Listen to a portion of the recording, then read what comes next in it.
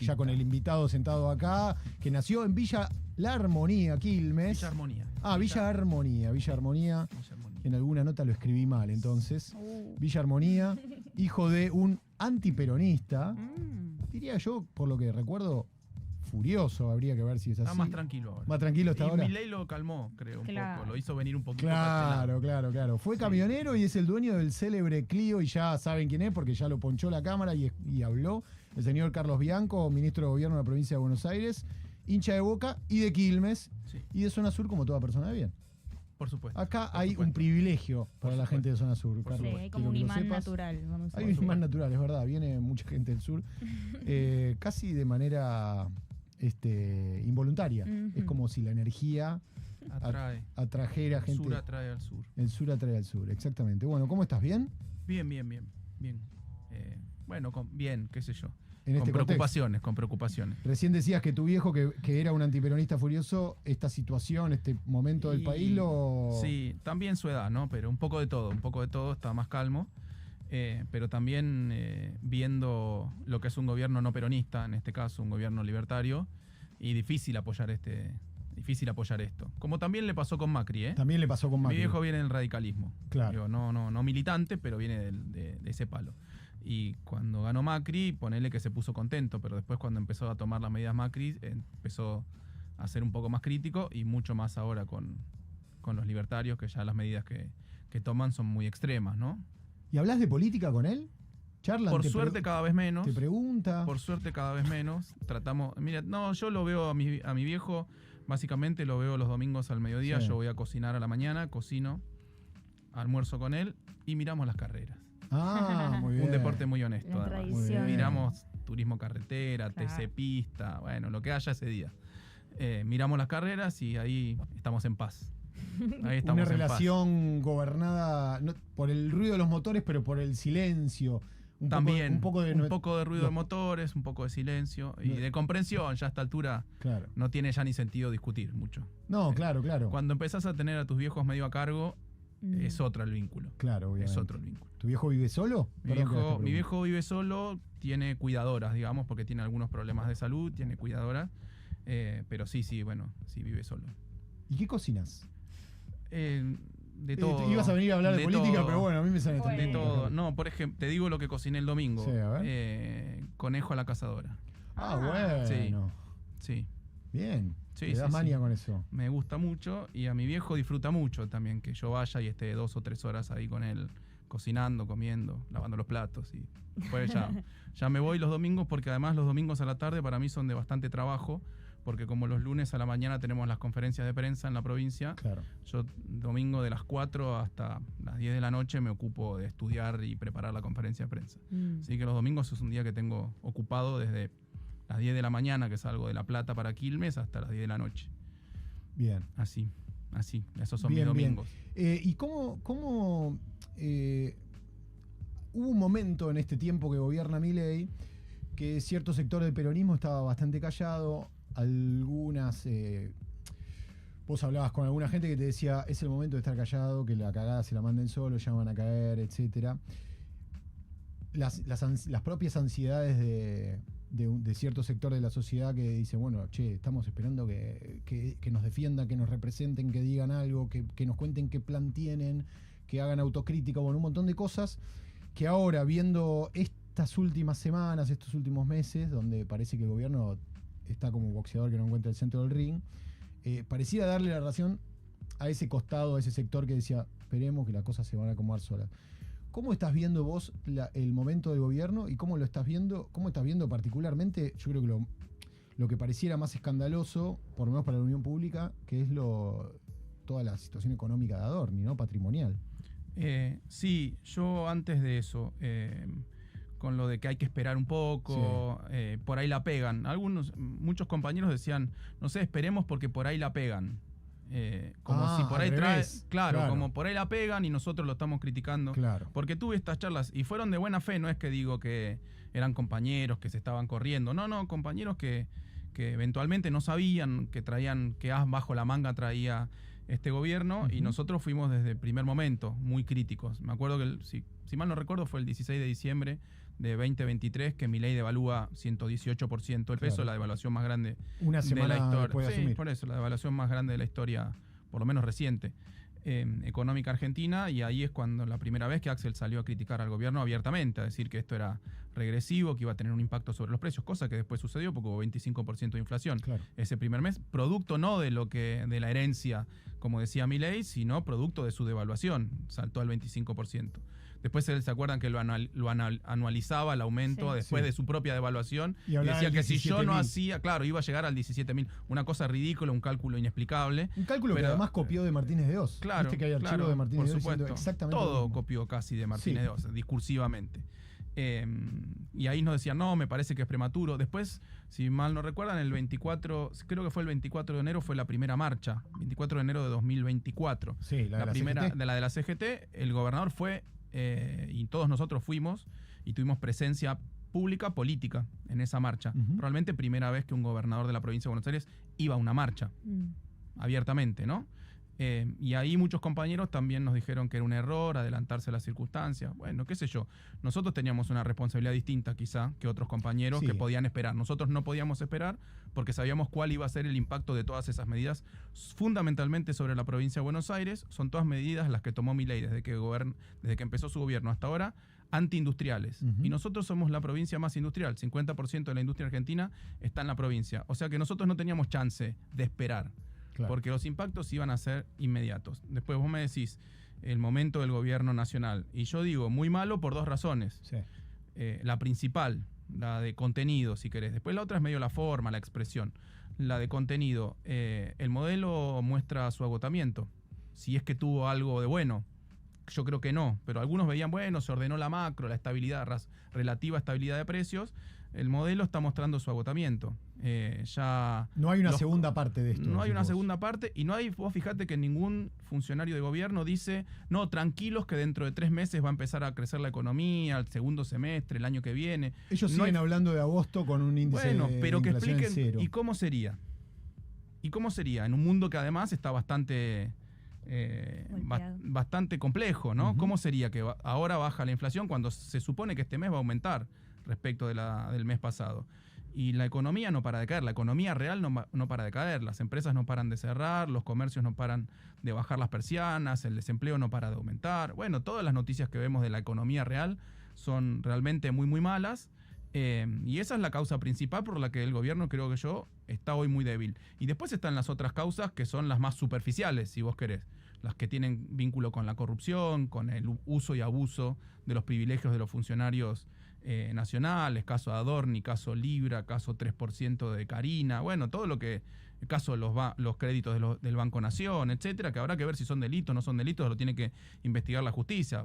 Pero ellos son el gobierno de la moral como política de Estado y se cayó a pedazos. Se está cayendo a pedazos. Es El gracioso porque gobierno. el discurso de la moral fue el 1 de marzo. Claro, y de ahí Pasó- no pararon. pasaron casi Claro, fue un hace mes y medio claro, y- un mes y piquito. Sí. Y no pararon de mostrar que la moral que tienen ellos no es la más limpia. No es la más limpia.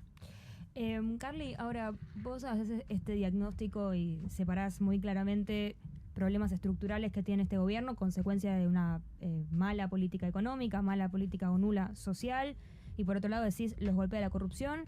Y ahora, pese a que en los últimos meses vimos un descenso Sí. en la imagen del presidente y en la aprobación de su gestión a nivel de opinión pública, también hay un gran porcentaje de la sociedad que sigue, si querés, apoyando este modelo.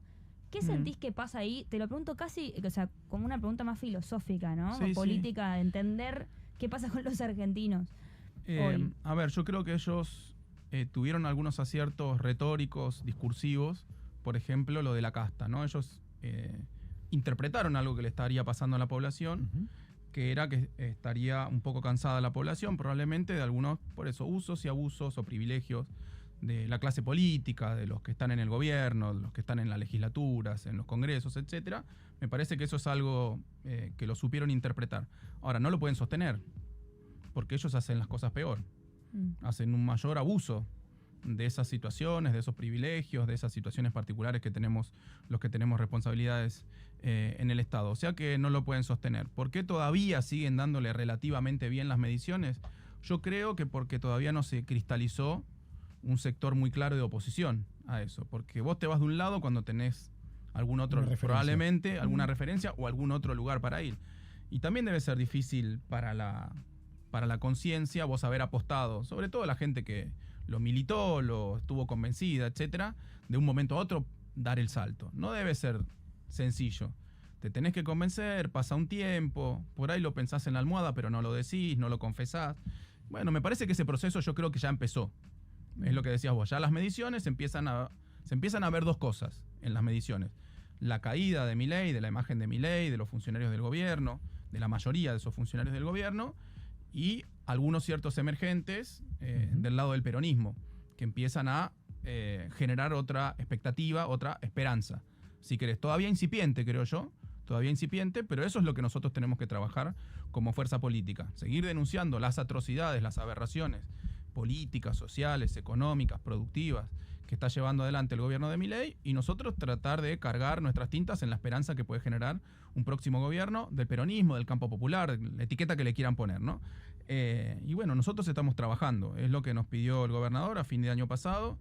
Cuando todo el mundo hablaba de candidaturas, el gobernador lo que nos dijo es: el año 2026 no es un año ni de campaña ni de candidaturas, es un año de construcción política.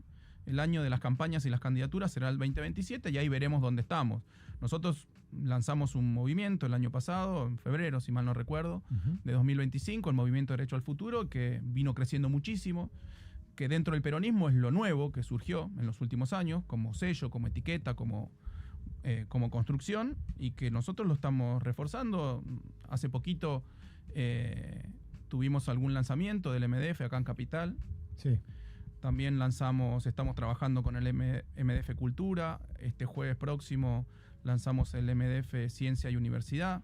Creo que el 23 de abril lanzamos el MDF Educación. Estamos trabajando también en el MDF Salud con Goyán, el MDF Juventud. Bueno, ¿eso son busca distintos generar propuestas en cada una de esas áreas? propuestas y organización. Ser una escuela de gobierno? No, propuestas y organización. También lanzamos nuestro centro de estudios Derecho al Futuro, donde estamos trabajando como paraguas de varios otros centros que vienen generando propuestas, análisis, diagnósticos, recomendaciones de política, etcétera. Bueno, es una construcción política. Nosotros estamos apostando a eso, pero en el medio además tenemos una prioridad, que es gobernar la provincia de Buenos Aires. Esa es la prioridad. En el tiempo libre, digamos, hacemos la construcción política, pero en la jornada laboral, la jornada laboral nosotros nos tenemos que ocupar que los más de 500.000 docentes y los más de 5 millones de alumnos que hay en la provincia de Buenos Aires tengan clase, que los 88 hospitales provinciales que tiene la provincia de Buenos Aires y los más de 40.000 médicos, camilleros y enfermeros vayan y atiendan a los pacientes, que los 100.000 policías que tiene la provincia de Buenos Aires estén patrullando con los patrulleros nuevos que compramos, pagando el gasoil, pagando la nafta, pagando el gasoil, pagando los neumáticos. Bueno, nosotros todos los días nos levantamos y tenemos una agenda de laburo bastante intensa, pero además sabemos que tenemos que llevar adelante una construcción política. Bueno, eso es lo que hacemos. Ya te quería preguntar sobre la situación de la provincia. Ayer Jorge Eliotti en La Nación hizo una crónica o un análisis de ciertas charlas que tuvo el gobierno de la provincia con los intendentes. Después quiero ir ahí para que nos cuentes un poco la situación de la provincia. Pero ¿qué se busca con el MDF? ¿Se busca diferenciarse un poco del kirchnerismo? ¿Se busca dejar de mirar para atrás en términos nostálgicos e ir para adelante? ¿Se busca ofrecer un lugar donde haya referentes de provincias que no quieren relacionarse directamente con el término kirchnerismo? ¿Qué hay, digamos? ¿Cuál es la consigna Mira, de la búsqueda? Construir políticamente de una forma distinta, y ni siquiera digo mejor a las otras, distinta. ¿Y qué tiene de distinto? Es un movimiento, no es una organización política. Eso es una primera diferencia. Lo que no hicimos nosotros es establecer, si querés, jefaturas o franquicias del MDF en provincias o en municipios, sino que el MDF es un paraguas en donde cualquiera que se sienta representado por esa construcción referenciada fundamentalmente en Axel, porque esto es así, referenciada fundamentalmente en Axel, pueda participar sin perder su identidad. Vos podés ser de un sindicato, podés ser de una organización política, podés ser de una sociedad de fomento, podés ser de un club barrial, etcétera, y no tenés que perder tu identidad para ser MDF. Eso es una novedad, es la construcción de un movimiento, que es algo, repito, ni mejor ni peor, ni bueno ni nada. Es distinto a lo que se venía haciendo en el peronismo. Nosotros creemos que hay que ampliar y la forma que nosotros encontramos de ampliar es poner un movimiento que sea un paraguas para que todas esas organizaciones, todos esos compañeros, todos esos referentes que por alguna razón no se sentían identificados por otras cosas existentes, vengan a trabajar con nosotros. Y bueno, es lo que hicimos. Pero esto no es en contra de alguien o para diferenciarse de alguien. Creemos que hay un momento, creo que hay un momento político en el que en vez de achicarnos nos tenemos que agrandar y eso implica, bueno, tener mucho mayor tolerancia a la diversidad probablemente, mucho mayor tolerancia a la diversidad de ideas, a los debates, a los matices y por eso nosotros lo ponemos dentro de un movimiento.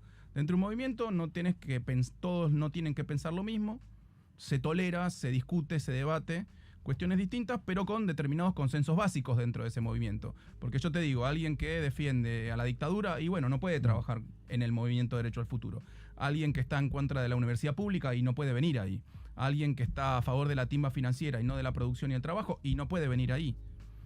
Es así. Alguien que dice que la justicia social es una aberración. No puede ir ahí, no puede ir ahí. O alguien que dice que hay que alinearse automáticamente con Estados Unidos e Israel, no puede ir ahí. Hay lugar para, ya te dejo, José. Hay, que te veo ahí. Sí. No. Abrir la boca como decía la humorista que. La humorista decía, una humorista que pusimos decía, no puede ser funcionario una persona que respira por la boca, por Adorni. Me pareció muy gracioso. No, te iba a preguntar si hay lugar en un movimiento como el MDF para personajes o personalidades de la política como Pichetto, como Ignacio Torres, como Yarlora. No, Gente que ver, de momento no está referenciada tanto. Yo creo que no quieren venir al MDF, no importa si hay lugar o no, me parece que no querrían referenciarse directamente con Axel. Bien. Ahora, lo que sí digo es que no solo necesariamente tenés que formar parte o autopercibirte del MDF para poder trabajar políticamente con nosotros. Se pueden hacer por afuera del MDF alianzas con un montón de sectores. De hecho, en nuestro gobierno provincial no es que todos somos del MDF. Hay compañeros que forman parte de otras organizaciones políticas, de otros sectores y trabajamos perfectamente bien nosotros. O sea que eso, una cosa es el MDF, otra cosa son los acuerdos políticos que uno puede llevar adelante en el marco de una construcción política más amplia. Es eso. Bien. ¿José? No, yo estaba pensando en realidad en hacer un doble clic en esto que dijiste de que es un momento de ampliar. Una cosita, sí. Porque ser del MDF en última instancia es referenciarse directamente con Axel. Y no creo ni que ninguno de los que vos nombrantes quiera referenciarse directamente con Axel. Ahora, ¿pueden trabajar con Axel? ¿Puede hacer un acuerdo político con Axel? Claro. Seguro que sí. Sería un acuerdo político Algunos posterior. Sí, otros no querrán, qué sé yo, veremos. Sí. Yo quiero ir a eso porque también quiero preguntarte, o mejor dicho, darte cierto derecho a réplica, ponele, sobre lo que fue la foto de Axel con Mauricio Macri, que generó cierta incomodidad en un sector. Pero te digo, explícame eso y también preguntarte, porque decías, el MDF surge de esta necesidad que nosotros percibimos de ampliar. Por ende, intuyo que crees que hay un sector del peronismo que está realizando cierto movimiento opuesto a eso. No necesariamente opuesto, sino que claramente no se amplió. No digo, y no estoy echándole culpas a nadie, es lo que es, la realidad, es la materialidad de las cosas. No, te digo lo de Macri, lo invitaron al gobernador a Expo Agro, cosa que hizo 3 o 4 veces ya desde que es gobernador, porque aparte es en la provincia de Buenos Aires, es el evento agropecuario, dicen, más grande de América Latina, probablemente lo sea. Lo invitaron al gobernador a la cena inaugural, a la actividad inaugural, y el gobernador aceptó la invitación como lo hizo otras veces. Y cuando llegamos estaba sentado Macri en una mesa, ni siquiera enfrente de Axel, en un costado, y Axel saludó como saluda a todo el mundo, a algunos más efusivamente y a otros con corrección, llámalo. Le dio la mano. Cordialidad. Ahora, ¿por qué un gobernador en ejercicio, elegido democráticamente, no le debería dar la mano a un expresidente elegido democráticamente? Después podemos tener un montón de diferencias, que las tenemos y son infinitas y muchas. Seguro que Macri no vendría al MDF y nosotros tampoco queremos que venga al MDF. Ahora, lo cortés no quita lo valiente. Como dice la canción de... A ver, creo que Axel no le daría la mano si viviera a Videla. Obviamente que no. Claro. Ninguno de nosotros. Claro. Ahora, de Macri puedes decir un montón de cosas. Lo que no puedes decir es que fue un presidente elegido democráticamente. Nunca estuvo en discusión. Le daría la mano a Milei eventualmente. Pero sí se la dio a Milei la mano. Cuando fuimos a Bahía Blanca, en el primer temporal estaba Milei y el gobernador le dio la mano. ¿Cómo no le va a dar la mano al presidente elegido democráticamente? Desde ya que yo coincido en que es una cuestión de cordialidad, no te lo pregunto por una mirada personal, pero sí pensando en cierta rivalidad que se arma yo dentro del peronismo. Y leí en las redes, no sé qué, me habían pasado que decían, no, pero Axel seguro sabía que estaba Macri y decidió ir igual. se lo pregunté, creo que el otro día que fuimos a Tierra del Fuego, le dije, che, Axel, ¿vos sabías? Dijo, no, a mí no me habían dicho que estaba Macri, me invitaron, yo tampoco ando preguntando cuando me invitan, además, che, ¿quién está? ¿Qué sé yo? Había un montón de gente, estaban los directivos de Clarín, los directivos de La Nación, estaba Macri, yo me puse a hablar con Monzó. Me lo crucé a Monzó, me puse a hablar con Monzó, después quedamos en tomarnos un café para charlar un poco de política. Además, la gente por ahí no lo sabe, pero la política implica dialogar con gente que no piensa como uno. Qué sé yo, nosotros nunca dialogamos con Macri y me parece que no había ninguna intención de dialogar con Macri porque si no se hubiese puesto a dialogar. Claro. Y lo único que hizo es saludarlo correctamente, como corresponde a una persona civilizada, ¿no? Sí, además en política es muy común la frase espacio que no ocupa lo ocupa otro, ¿no? Entonces, sos el gobernador, sos en tu provincia, digo, no quiero ser vocero de Axel en este caso. No, yo creo que era la conjunción, perdón, Fero, de elementos que unas semanas atrás se había visto a Cristina con Pichetto, se escucha con, yo creo, cierta certeza de brújula. Pichetto fue el vice de Macri, recordémoslo. Bueno, por eso, digo, son varios movimientos simultáneos. Bueno, por eso, pero bueno, al ejemplo que das vos, Cristina se juntó con Laura Richardson y nosotros no pensamos, ni nadie pensó, creo que estaba entregando la Patagonia. Bueno, son reuniones, formales, qué sé yo, se discuten temas geopolíticos seguramente en ese caso, y es así. Carly, ya que la traes a Cristina, te lo iba a preguntar más adelante, pero ya que la traemos ahora al momento, ¿el Movimiento de Derecho al Futuro tiene alguna postura eventualmente en caso de ser gobierno respecto de su condición? Se los hostiga un poco en el sentido de que ustedes nos dicen Cristina libre. No, pero yo me cansé de decir Cristina libre. Okay. Me canso. Yo debo ser de las personas que públicamente más lo han dicho. En mis conferencias de prensa de los lunes, cada 20 días lo debo decir. A colación de distintas cuestiones. Cristina es injustamente condenada o injustamente presa. Sí, y no dice es inocente, pero lo hemos dicho. Inocente, yo lo dije hace 15. Sí. Cuando decís que te cansás de decir Cristina libre, haces también alusión a que te cansás de que a veces yo siento que la interna, si bien se construye en base a cuestiones que ocurren de parte de ciertos dirigentes, hay como lo veo en el chat en este momento, ¿no? Como una rivalidad ya dada entre personas que son muy team Cristina, vamos a decir, y que están negadas a la representación de Axel y viceversa. ¿Lo ves así? ¿Qué percibís? ¿Qué sentís? ¿Qué pasa con eso? Puede haber gente que está fanatizada de un lado y fanatizada del otro. ¿Y qué voy a hacer? No ¿Y sé. qué voy a hacer? ¿Y qué voy a hacer? Cada uno con sus circunstancias. ¿Qué voy a hacer? A mí no me molesta, no me preocupa. Nosotros no tenemos un problema particular, ni personal, ni político con ninguno de nuestros compañeros. Podemos tener diferencias en la forma de construir, en las perspectivas que nos fijamos, en las formas de conducción. Podemos tener diferencias. ¿Y qué problema hay? Si estamos en democracia. No, lo que probablemente mucha gente no quiera, o mucha gente que vota peronismo no quiera, es que vuelva a pasar, en caso de ser gobierno, lo que pasó con Alberto Fernández. Internas a cielo abierto, claro. hostigamiento. Y bueno, a mí me parece así que si hay algo que no tenemos que repetir es eso. Pero lo dijo Axel múltiples veces. Si yo llego a ser candidato, si yo llego a tener alguna responsabilidad en el gobierno nacional, lo que no puede pasar es lo que nos pasó en el gobierno anterior, porque salió mal además. Claro. Si hubiese salido bien, qué sé yo, salía bien y lo repetíamos, pero salió mal. Realmente salió mal la forma en que encaramos políticamente la construcción del anterior gobierno peronista. Salió mal, no hay que hacerlo más. Sí. No, iba a consultar sobre, tal vez ya lo dijiste antes. Bilardismo se llama. Se llama, claro, pragmatismo. Se llama, ¿no? Bilardismo. Milei también es bilardista, o se autopercibe bilardista. No, yo no sé si soy bilardista igual. Okay. A mí me gustaba mucho igual la filosofía de Menotti. Es una discusión tan vieja la de Bilardo Menotti. No, tiene la pasó Scaloni, la pasó por arriba. Ya volvimos la pelotita. Scaloni la pasó. No, estaba por decir, tal vez ya lo nombraste antes un poco más ampliamente, pero solo para explicitarlo. En ese caso, la candidatura de Axel, incluso en una situación hipotética, ¿es algo que se está discutiendo de cara a 2027 o no? Nosotros no la estamos discutiendo. Axel el año pasado, a fin de año, creo que fue 26 de diciembre, que hicimos nuestro último acto del MDF ahí en Ensenada, con más de 500, no, más de 1000 dirigentes del MDF de toda la provincia.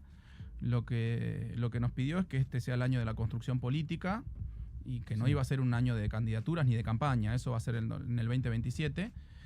Ahora, obviamente es una referencia obligada pensarlo como posible candidato a Axel. Él se está moviendo como bueno, candidato. Está bien, él se claro. mueve. No lo puedo decir vos, pero lo puedo decir yo. Decilo, nene. Decilo, nene. Pero por eso, pero Axel, digo, más allá de cómo se está moviendo, él no está lanzando una candidatura ni nada de eso, estamos construyendo políticamente con mucho vínculo, con muchos sectores que nos vienen a ver, que se referencian con Axel, etcétera. Y el año que viene se verá, es una referencia obligada, es el gobernador de la provincia de Buenos Aires que religió con el 47%, con el 48%, ganó con el 52%, religió con el 48%, en las elecciones desdobladas ganamos con el 47%. En las encuestas se dice que es el que más mide, yo no le creo mucho. Y bueno, yo no le creo mucho, pero aparecen ahí, uno las lee. Y parece que es el que más mide del peronismo, entonces parecería que tiene alguna chance de ser candidato. Y bueno, veremos. Carly, veremos que conviene. ¿Que conviene sí. a quién? Para que gane el peronismo. Ahí va. Para el pueblo argentino que conviene. Que es que gane el peronismo. Claro. Mirá, quiero que te pongan los auriculares porque nosotros en este programa, los dirigentes que están viniendo un poco, ponemos en el contexto de las conversaciones esto que ves en el graph, que es la deriva del peronismo, es decir, hacia dónde va el peronismo y qué tiene para ofrecerle, qué tiene para decirle a futuro. Y hoy veía esto que decía una señora en Constitución, y digo, bueno, ¿qué tiene para decirle, qué tendrá Carly Bianco o el gobierno de la provincia o el kicilofismo o Movimiento de Derecho al Futuro para decirle a esta mujer de cara al futuro, para que vuelva a confiar en un gobierno peronista? ¿Cómo le va? Buen día. ¿Cómo le va? Buenos días. Perdone que la moleste. Cuénteme, ¿cómo es su situación económica? Mala.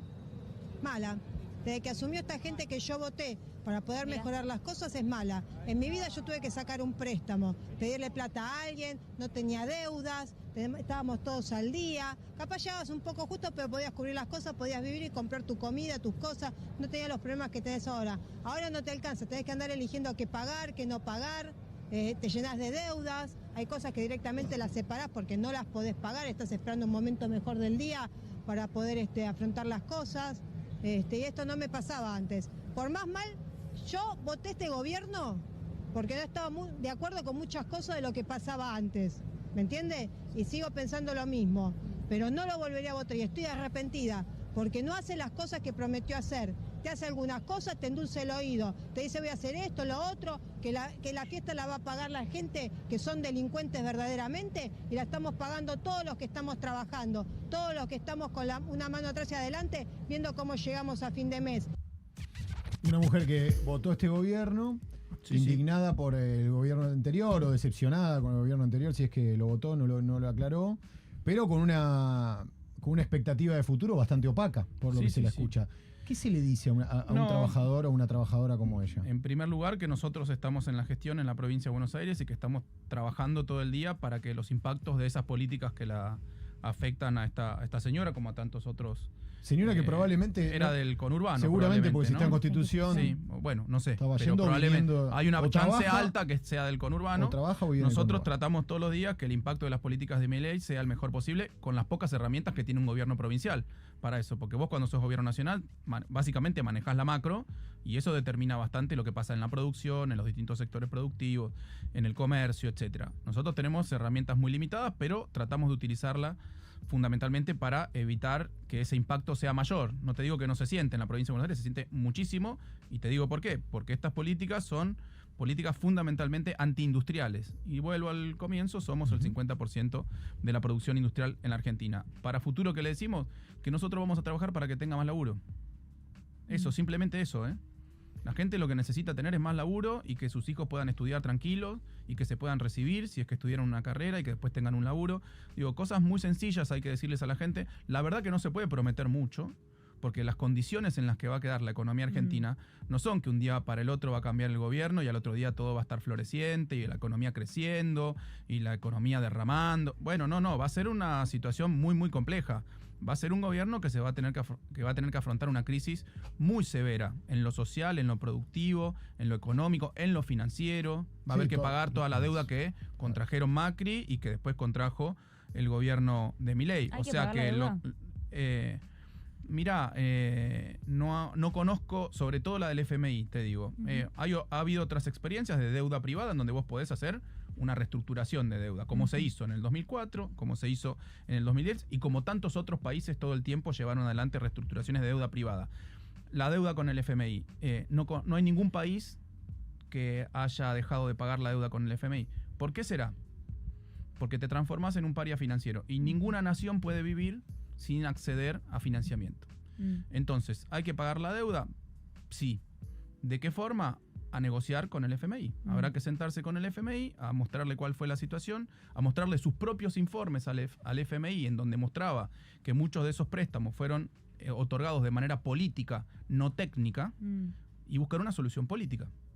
Y eso es lo que creo que hay que hacer yo, buscar una solución política en conjunto con el FMI, porque son nuestros acreedores y porque si le dejamos de pagar, somos un paria financiero del mundo. Y repito, no conozco ninguna nación del mundo que pueda crecer y desarrollarse sin acceso al crédito, de algún tipo. Sí, yo coincido con vos. De hecho, hay una mirada que tiene la izquierda sobre esto, que es que no hay que pagar la deuda y es medio como poco respeto, pero real. no comparto a los compañeros, camaradas de izquierda. Creo... Y Máximo también dice un poco eso. Sí, Máximo ni hablar, pero Máximo en su no dijo momento eso. votó en contra de ese acuerdo específico. Bueno, por eso, una cosa es votar acuerdo en contra de ese acuerdo, y entiendo que con un argumento que era había que haber hecho ese acuerdo, un acuerdo en otros términos. Eso es una posición. Otra posición distinta es decir, no hay que pagar. Pero son cosas distintas. No, bueno, definitivamente algo hay que hacer, pero lo que yo me preguntaba eran las condiciones, ya que mucho de ese dinero que fue otorgado fue, como vos bien señalaste, dado de forma medio ilegítima, hasta en los términos de los propios lineamientos que el fondo plantea,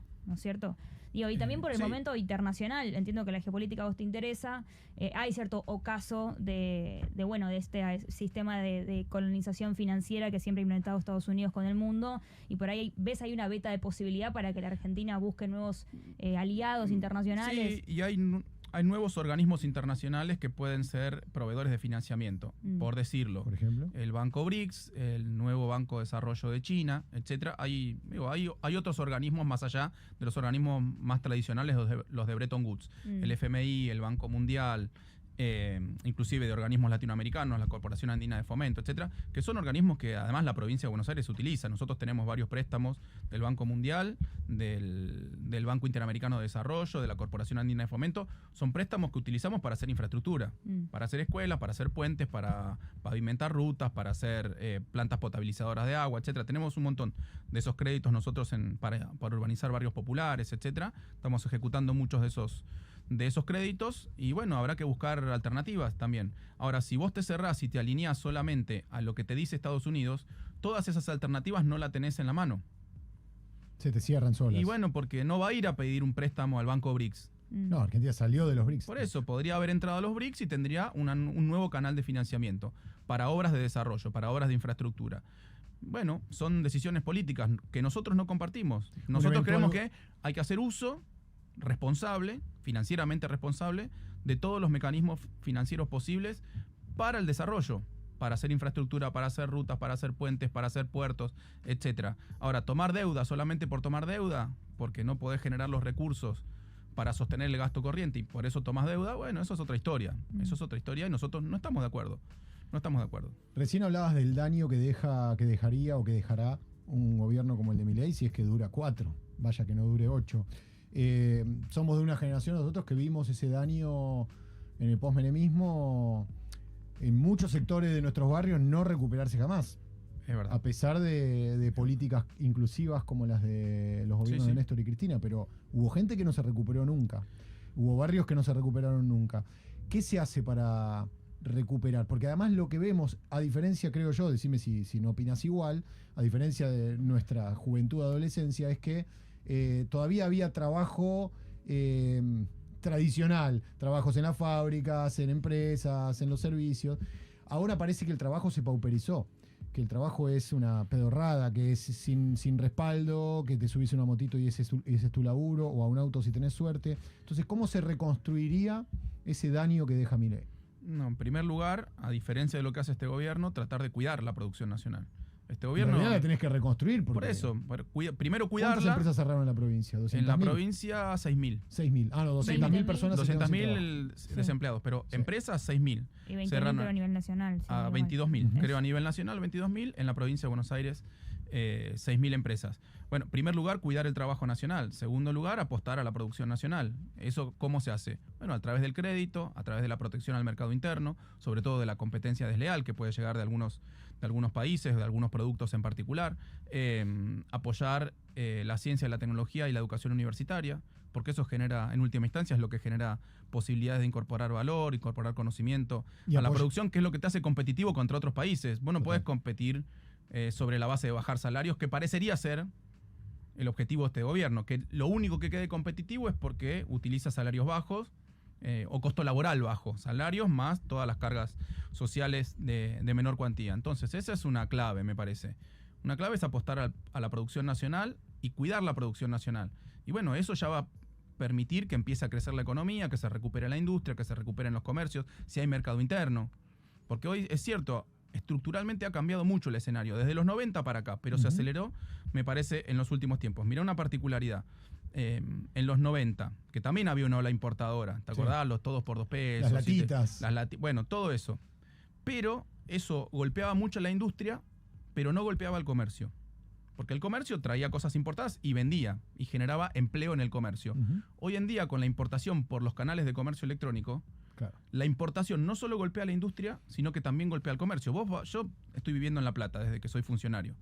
Vos caminás por el centro de La Plata, la mitad de los locales se van cerrando. Acá lo mismo en Capital, vengo poco yo a Capital. Pero ahora que estuve a la mañana, tuve varias reuniones, etcétera, estuve circulando, la mitad de las persianas está baja de los comercios. Y eso tiene que ver con un impacto estructural que ha cambiado la forma de comerciarse, de venderse los productos, etcétera.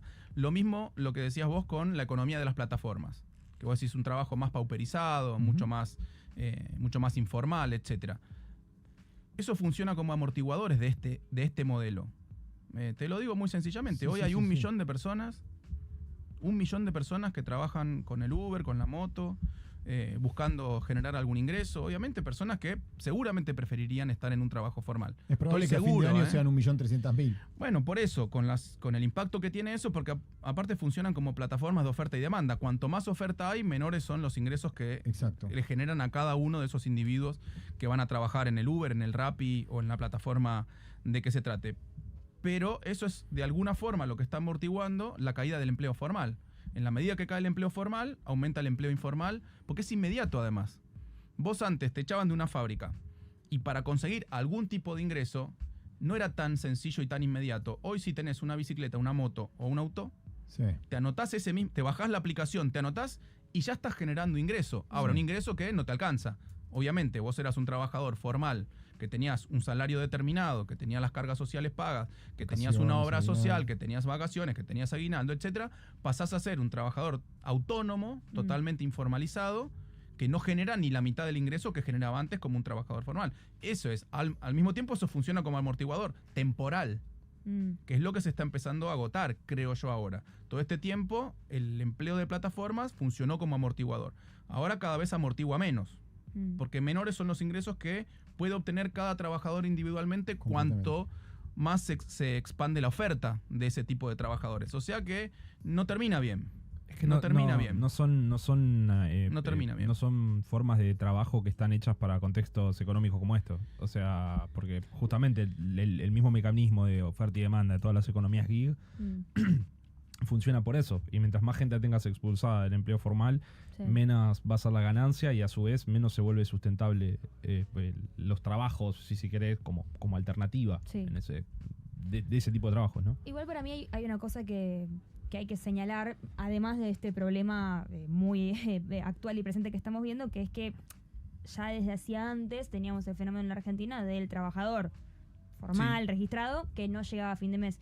Digo, hay una cuestión con la pérdida del poder adquisitivo. Sí, fue una novedad que trajo Macri y que no pudimos revertir nosotros en el gobierno. Se profundizó, se profundizó. ¿no? Y con este gobierno ni hablar. Es así. Pero digo, ahí me parece que hay un problema grande respecto al poder adquisitivo, la pérdida del poder adquisitivo en los últimos 8 o 10 años, y que además, si uno piensa en el fracaso del gobierno de Alberto Fernández, digo, hay distintas críticas que uno puede hacer, pero diría que la más sustancial es esta que estamos diciendo. Entonces, ¿cómo ves vos esta necesidad de mejorar los ingresos de los argentinos de todos los sectores no informales, pero también, digo, los más afectados en este momento, médicos, docentes, policías, digo, el sector público, que además ha sido víctima de una campaña de estigmatización, demonización, bueno, todo lo que docentes ya universitarios, sabemos. que fueron También. los que más perdieron. Exacto. ¿Qué hacemos con eso? No, lo que pasa es que en el altar del superávit fiscal se llevó todo puesto, Claro. Milei. Se llevó puesto los salarios, se llevó puesto las condiciones de trabajo de los trabajadores estatales, de los médicos, de los policías, de las Fuerzas Armadas, etcétera, etcétera. Bueno, eso recomponerlo y generar los ingresos para recomponer eso, porque también lo que hizo Milei, que hoy le impide también poder, supongamos que es un objetivo permanente tener el superávit fiscal, como lo plantea él, vos lo podés sostener de dos formas, achicando los gastos o mejorando los ingresos. Pero si vos achicás los gastos, pero también achicás los ingresos, tenés un problema, porque él le bajó los impuestos, pero solamente a los ricos. Vos fijate, a las pymes no le bajó los impuestos, a los comercios no le bajó los impuestos, solamente bajó los impuestos que afectan fundamentalmente a los millonarios. Y bueno, esos son recursos que perdió el gobierno para poder hacer política pública o política de amortiguamiento o política contracíclica en esta fase mala del ciclo. No sé, va a haber que trabajar mucho, las soluciones no son mágicas, pero yo creo que la clave está en volver a cuidar la producción nacional, en volver a desarrollar la producción nacional con las múltiples herramientas que tenés hoy y que inclusive no tenías, y esta es una novedad positiva si querés, que no tenías ni siquiera en los anteriores gobiernos del peronismo, de Néstor y de Cristina. ¿Qué te digo? ¿Te referís a qué? A los limitantes que te ponía, por ejemplo, la Organización Mundial de Comercio para proteger tu industria nacional. Que había una serie de limitantes que vos no los podías usar. Y que hoy cayeron en desuso porque los hizo estallar por los aires Estados Unidos, básicamente. Con su propia política. Con su propia. Por eso, nosotros, proteccionista. yo estuve en Cancillería entre 2011 y 2015, defendiendo la política económica en los foros internacionales del gobierno de Cristina. Y todo el tiempo eran acusaciones de que las medidas que se tomaban para proteger la industria nacional no eran compatibles con la normativa de la Organización Mundial de Comercio. Había denuncias de los Estados Unidos, de la Unión Europea, de Japón, de Australia, etcétera, etcétera.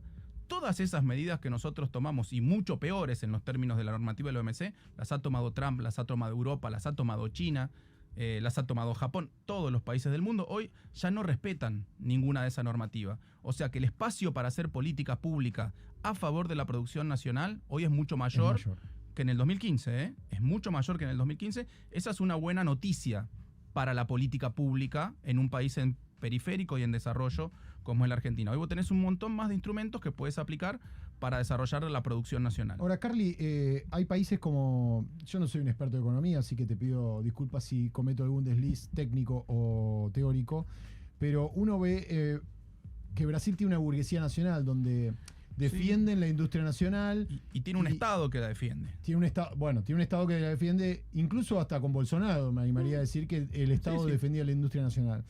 Ahora, asume un gobierno peronista en Argentina, tiene políticas proteccionistas para su producción, su economía, su industria, y tenés a el Círculo Rojo o un conglomerado inmenso de empresarios que empiezan a quejarse. Eso no se ve lo otro, no se ve lo que se ve en Brasil o incluso lo que se ve en Estados Unidos. ¿Es correcto mi diagnóstico? ¿Y por qué sucede eso en Argentina? Mira, hoy tenemos una unión industrial que le ha pedido una reunión al gobernador porque dice que el principal problema que tienen son los impuestos, que es la misma carga impositiva que tuvieron los últimos 20 años, porque en nuestro gobierno nosotros no incrementamos la carga, la presión impositiva sobre las industrias, sobre ninguno de los sectores, no incrementamos la presión impositiva. Con esa misma presión impositiva en un momento crecían, vendían, invertían, tomaban trabajadores. Hoy no pueden sostener lo que tienen. Claro, ¿y no será que hay otra cosa, digo yo? ¿No será que hay otra cosa? ¿No será que hay una política de apreciación cambiaria que dificulta la producción nacional? ¿No será que hay una política de apertura importadora que dificulta la producción nacional contra la competencia desleal extranjera? ¿No será que hay una política de tasas de interés muy altas que impiden tomar crédito para la inversión? ¿No será que hay una caída del mercado interno que no genera ventas a los sectores mercado internistas? Bueno, yo creo que son cosas que tenemos que discutir, porque si no es muy sencillo. Milei toma políticas que los destruyen, pero la culpa la tienen las tasas municipales, dicen también, ¿viste? Que son un 1% de la presión impositiva. No la tiene la culpa el 93% de la presión impositiva, que son impuestos nacionales. Tiene la culpa el 1% que ponen los municipios o el 6% de presión impositiva que ponen las provincias. Bueno, no es justo. No es justo ni es real. Además, no es justo ni es real. El otro día vi la reunión de la Cámara de Supermercadistas los grandes supermercados, de las grandes cadenas, Coto, Carrefour, La Anónima, etcétera, con el Toto Caputo. Y cuando termina la reunión, el Toto Caputo sale a decir, no, me vinieron a pedir que bajen las tasas municipales, porque eso es el problema que tienen. Y después la Cámara de Supermercados dijo, no, les fuimos a decir que nuestro principal problema es que no vendemos.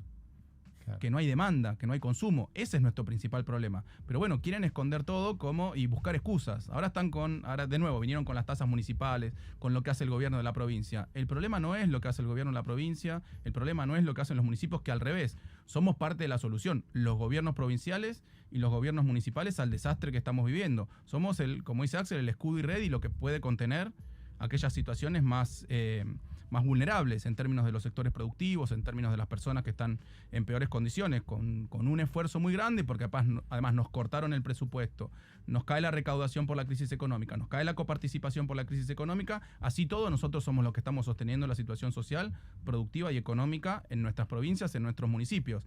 Ahora, el gobierno parecería que no tiene, el gobierno que maneja la macro y que tomó esas medidas que están afectando a la industria, parecería que no tiene nada que ver. Bueno, es para discutir justamente con el contraejemplo, además, que vos planteás de la burguesía industrial paulista, fundamentalmente. Sobre todo paulista, por supuesto. Sí. La última, José. Dale. La última, yo tengo una medio de ping-pong para hacerte antes del final. Anteúltima, entonces. Anteúltima. Siempre me ponen en aprieto esas cosas. Bueno, anda haciéndote la cabeza que te la voy a hacer. Yo te quería preguntar por algo que la verdad que también venimos discutiendo con distintos participantes de esta conversación sobre la deriva del peronismo, que hablamos de la audacia que a veces tiene Milei, audacia, vocación medio suicida también, hay que decir en algunas cosas. Irresponsabilidad. Claro, también, irresponsabilidad, ¿no? Poner el título que quieras, pero sí de esta cuestión de pisar el acelerador y ir a fondo, ¿no? Que además en contraste con el último gobierno peronista, uno parecería que se queda con una sensación de que se hizo poco y con demasiado cuidado. ¿Vos creés que el peronismo, al frente, digamos, esté Axel Kicillof u otro candidato, tiene que tener, digamos, su propia ley y bases? Y si es así, que, por decir un ejemplo, ¿no? ¿Cuáles crees que deberían ser los principales ejes? Mira, por lo pronto retrotraer muchas de las cosas que se modificaron en este último gobierno. Sin ir más lejos, la reforma laboral. Se derogaría directamente. Sí, claro. Sí, se modificaría, se derogaría, porque eso, bueno, ya gran parte quedó derogada por la justicia, igual, de todas formas. Pero así un montón de medidas que se tomaron en el marco del DNU 70, de la ley bases. Sí, seguramente se va a requerir más audacia, sobre todo porque la situación económica y social que va a recibir el próximo gobierno peronista, que yo no tengo ninguna duda que el próximo gobierno va a ser peronista, pero eso, la situación económica y social que va a encontrar ese gobierno seguramente requiera de muchas cosas mucho más audaces que las que se hicieron en los últimos tiempos. Obviamente sin perder la calma y sin perder la prudencia, porque a veces se cometen errores que después son muy difíciles de sostener, pero me parece que por eso, pero tampoco arriesgar muchas cosas porque no conocemos contra qué nos vamos a enfrentar. En este año y medio van a pasar muchas cosas en el mundo y en la Argentina. Entonces, hoy decir lo que hay que hacer dentro de un año y medio es medio ciencia ficción. Realmente obviamente uno tiene líneas rectoras de lo que va a hacer. Como yo te decía, apostar por la producción y el trabajo nacional. Apostar más por la educación pública, por el financiamiento de la ciencia y la tecnología, por la universidad, por la educación, por la salud pública. Todas esas cosas, por la seguridad pública, cosa que este gobierno invierte muy poco en materia de seguridad pública. Muy poco. Se llena la boca mucho, pero invierte realmente muy poco en materia de seguridad pública. Miles de cosas va a haber que hacer, miles de cosas. Veremos en qué condiciones. La fundamental, asegurar trabajo y asegurar educación. Para mí son las dos claves, Trabajar y estudiar, se decía cuando yo era chico. Trabajar y estudiar. Me parece que Argentina va a tener que volver a transformarse en un pueblo que se dedique a trabajar, generar trabajo, generar producción nacional y a estudiar, generar conocimiento, desarrollo científico y tecnológico, educación universitaria. Me parece que son las dos claves que vienen para lo próximo. Sí, hay un tema de qué se le dice a la juventud que parece más inclinada a pensamientos liberales o libertarios, ¿no? En este momento. Mira, el otro día te doy una anécdota positiva, si querés, que no sé si va a pasar en Argentina, pero nos reunimos el otro día con el embajador de Italia, que nos comentaba que las juventudes más jóvenes de Italia hoy ya no son de derecha, sino que empiezan a ser más progresistas y de izquierda. Bueno, todo... No sé, porque hay ciclos y contraciclos permanentemente y nada perdura demasiado. Vos cuando analizás, yo miro mucho el mundo por Nada, porque me dediqué mucho tiempo a estas cuestiones de la economía internacional, de las relaciones internacionales. No hay nada que perdure demasiado, salvo excepciones. No sé, Pedro Sánchez en España, el socialismo portugués. Después vos fijate que todos los otros gobiernos, un periodo de derecha, un periodo de izquierda, progresista o como quiera llamarle, a ninguno le va bien y no pueden renovar, en general. Porque las condiciones materiales que hoy se observan en el mundo son muy difíciles como para que un gobierno pueda tener muchos éxitos en materia económica, en materia social. Es un mundo muy complejo. Yo lo llamo transición hegemónica y lamentablemente este proceso va a durar muchos años, el proceso de transición hegemónica. Desde un hegemón que se cae, que se va derritiendo, hasta un hegemón ascendente que va creciendo. Eso va a generar mucha inestabilidad como la está generando hoy. Y además parece que todo sucede más rápido, los ciclos son cada vez más cortos. Son cada vez más cortos. Más acelerados. Porque hay más información, porque hay más conocimiento, porque, bueno, eso. Mira, no te voy a hacer la del ping-pong. Bueno, No te voy a hacer la del agradezco, ping-pong, te agradezco. Si dijiste Te que te agradezco, incomoda, me salvé la ropa. No te quiero incomodar. No me Estuviste incomoda, bien, no me que incomoda. Yo estuve mal en anticiparme. Sí. Pero, viste, no podría hacer política. Pero alguien me dijo que hace poco que estuvieron con Lula, o estuvo el gobernador con Lula, y esto lo digo El año porque- pasado, creo. ¿El año pasado fue la última vez? Sí, yo estuve Bueno, las no dos pasó veces. hace tanto. Hace poco leía o escuchaba una columna de Jorge Fontevecchia que decía que la política o la técnica o el enfoque de Kicillof para 2026 es el catch-all, ¿no? Catch-all, digo, agarrar un poco todo e ir... Ampliar. Ampliar.